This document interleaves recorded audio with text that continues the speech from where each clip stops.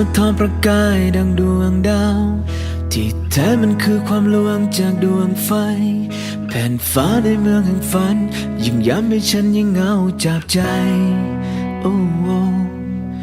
อยากพบดวงดาวจริงๆที่เต็มฟ้า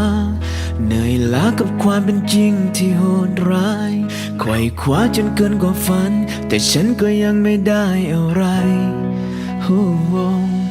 คิดถึงไออุ่นคิดถึงกลิ่นดินตรงที่ฉันนั้นพลัดพรากมาไกลคิดถึงอ้อมกอดของเธอคนนั้นคนที่รู้ว่าฉันทำเพื่อใครร้อนแรงมาเนิ่นนานคิดถึงแทบขาดใจ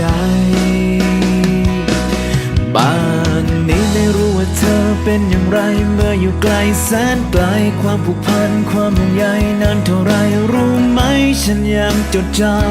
ำรู้ไหมฉันยังไม่ลืมตรงนี้ยังมืดมนยังเหน็บหนาวเหงาเหลือเกินมีคนเป็นล้านก็เท่านั้นในเมืองที่มีผู้คนมากมายยิ่งเหงาในใจเท่าไรยิ่งคิดถึงเธอ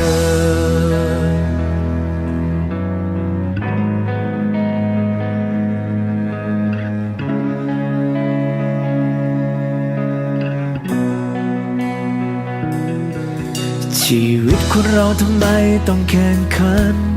รอยยิ้มคนเราทำไมไม่จริงใจ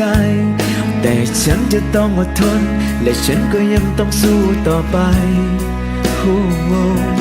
คิดถึงไออุ่นคิดถึงกลิ่นดินตรงที่ฉันนั้นพลัดพรากมาไกล